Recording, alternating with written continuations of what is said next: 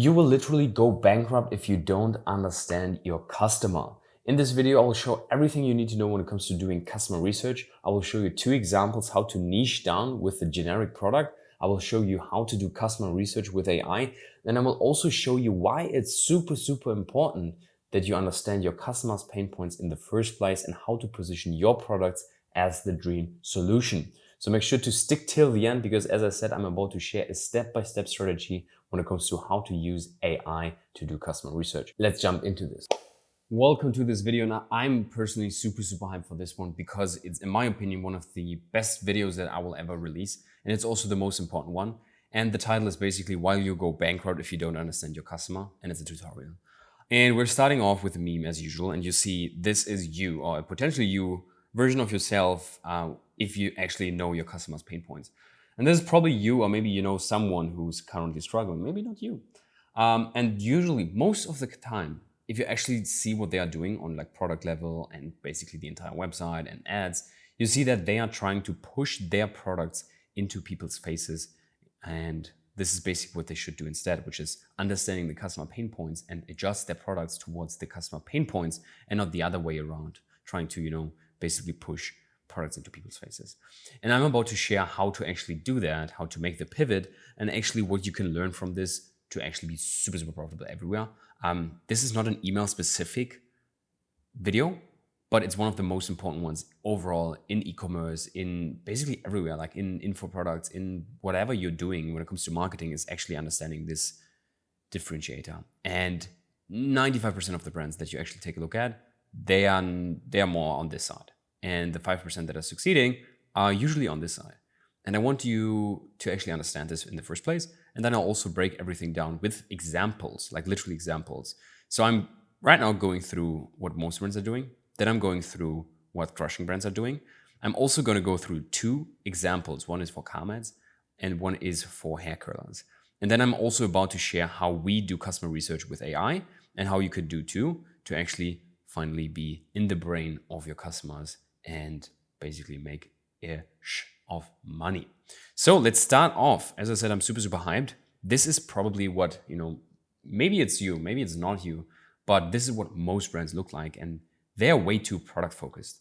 Everything that they are walking through the customer is like me. It's very me centered and us and oh my gosh, we are so amazing. And this is why you need us or not. This is even a decent look, but this is why we are blah, blah. And everything is around the product, around the benefits, around the whatever it is. And this is okay. And it was kind of okay when we were running ads for most of the time. But now, the market is just so sophisticated and everything is getting more expensive. We need to shift. And if you actually take a look at like old school ads, you can actually clearly see that they used to be way better when it comes to marketing.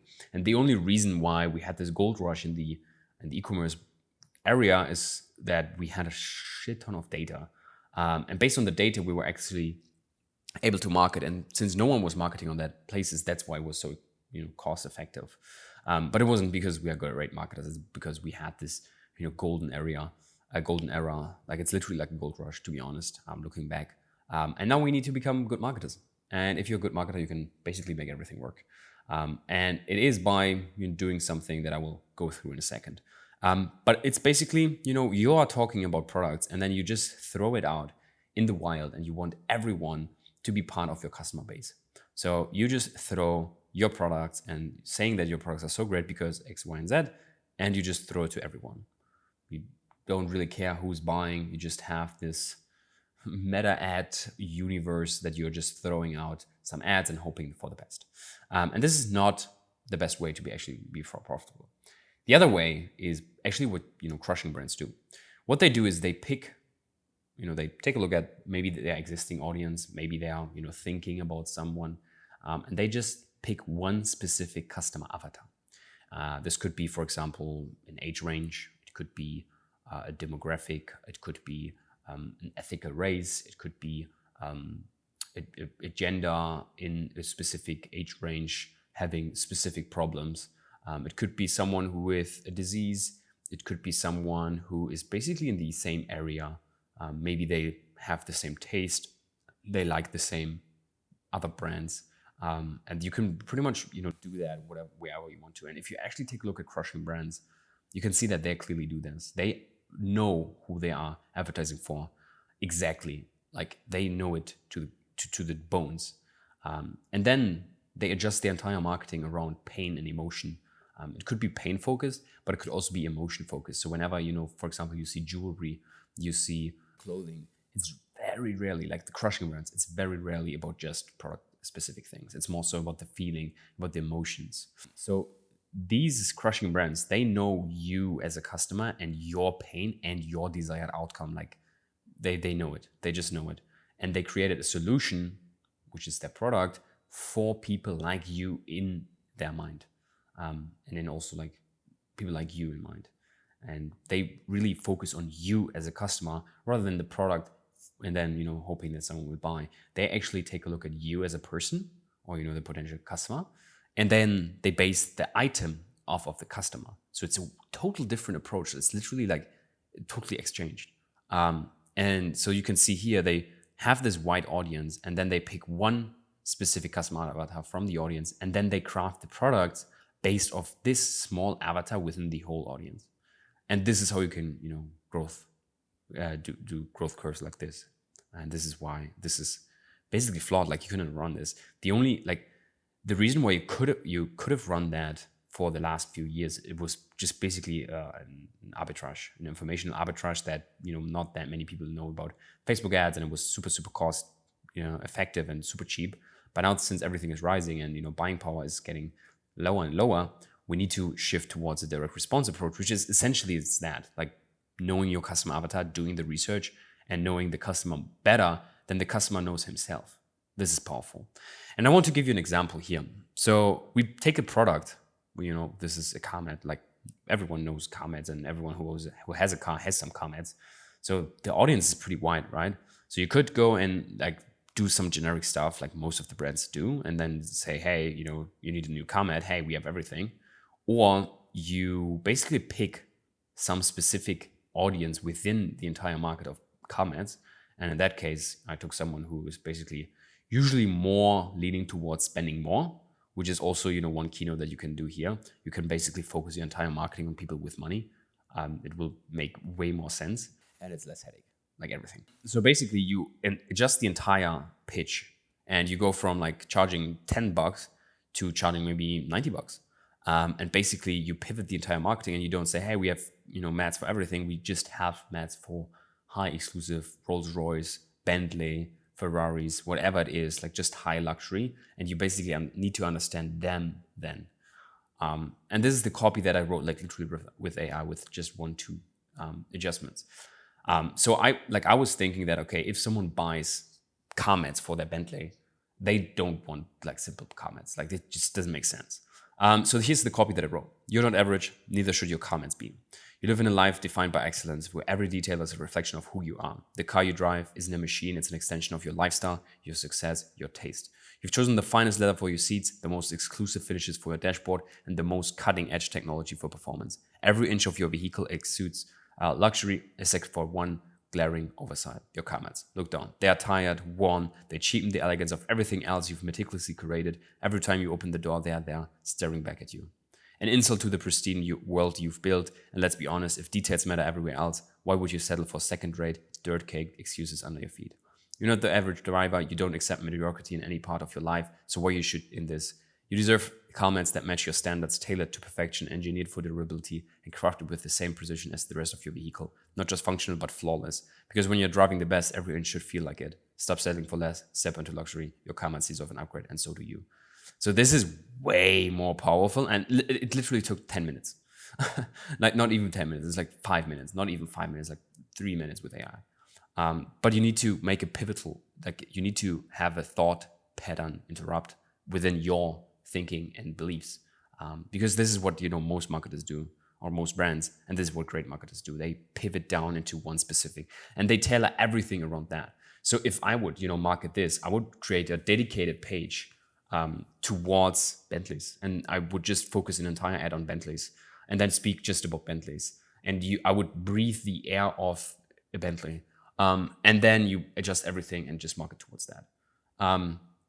instead of here where it's just a generic approach.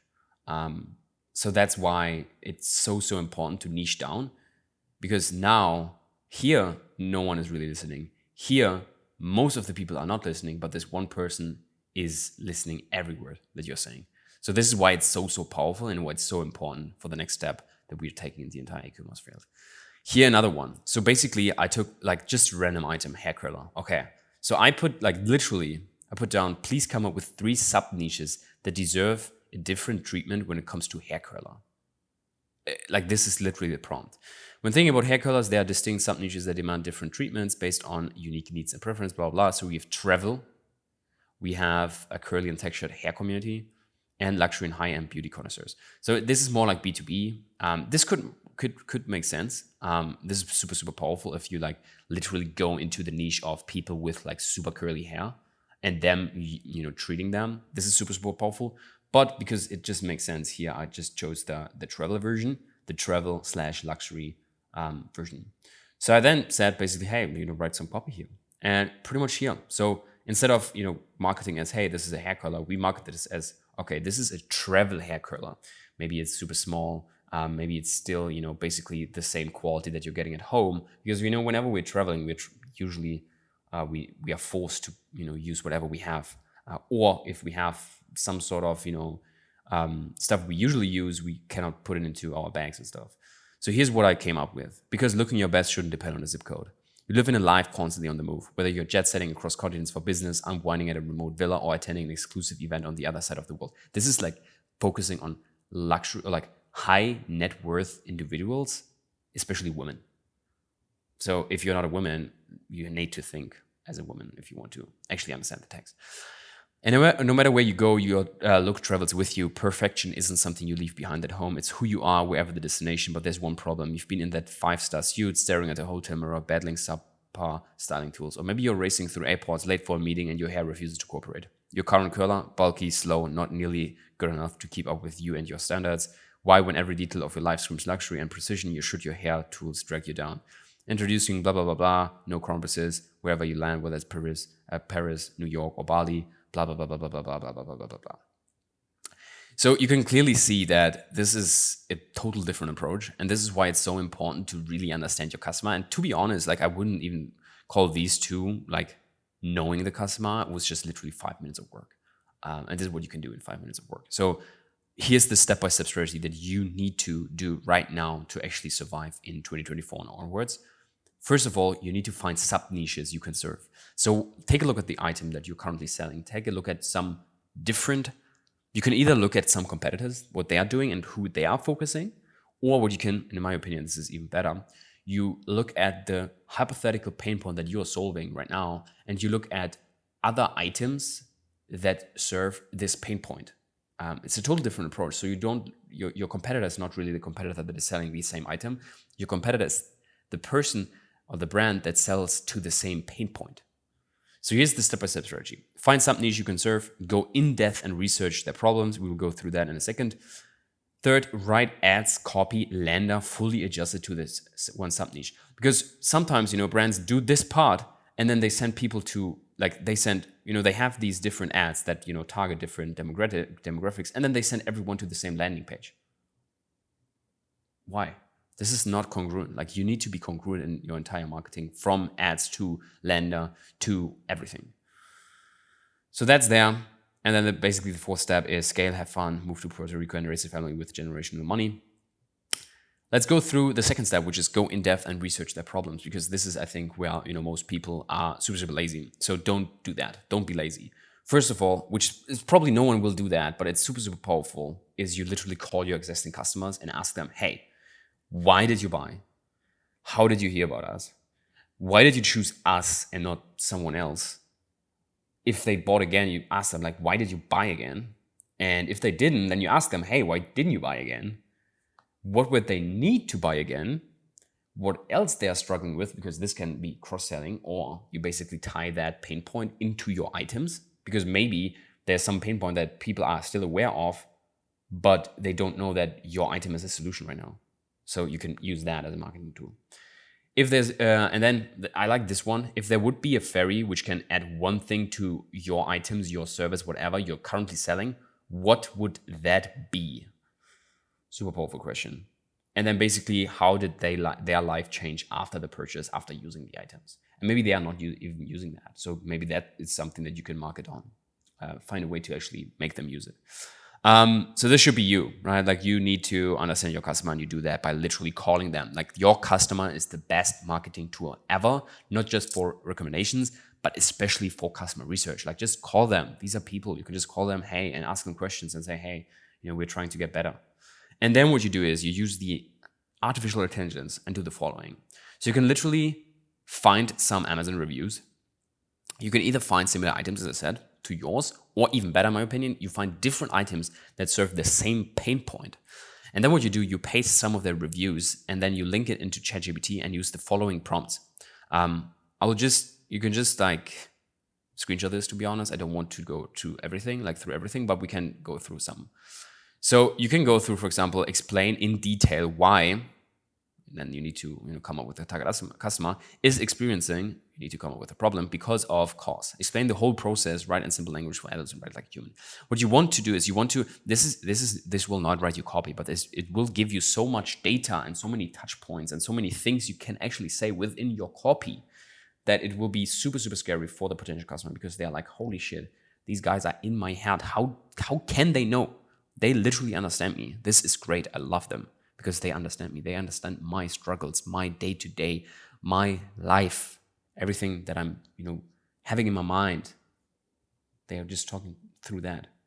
So this is super, super powerful. As I said, take a screenshot, print it out, use ChatGPT, tell your wife, whatever it is, use this. The next one is Reddit forums. I think Reddit forums are amazing when it comes to customer research. There's literally a forum for like everything. Find one around the pain point you're trying to solve and expose yourself to various touch points and data points. This is something that a good copywriter should do. They should they should feel like they have the same issues because they did so much research when it comes to the solutions and stuff. So this is what you need to do, and this will help you everywhere, whatever you're doing. And then you can fill your brain, your copywriter's brain, or even AI. You can just like paste the stories that you catch within the Reddit and say, hey, these are some data points. Use that for reference later. And then this is pretty much the end goal. It's you need to be in the brain of your customer, and they should think, what the food, how do they know? And this is pretty much the entire breakdown on how you can go from this to this and why you will go bankrupt if you don't do. I hope this video was of value to you and you now understand the power of customer research. If you want us to do the customer research, but also handle all your email marketing, then make sure to schedule a call with me. There's a button somewhere in this video. There's a link in the description that you can click on, and then it gets you to my scheduler, and then we have a super casual conversation. And by the end, you definitely know way more about how to scale your store. And worst case scenarios, we will provide you with a free audit of your email marketing setup. So see you in the next one.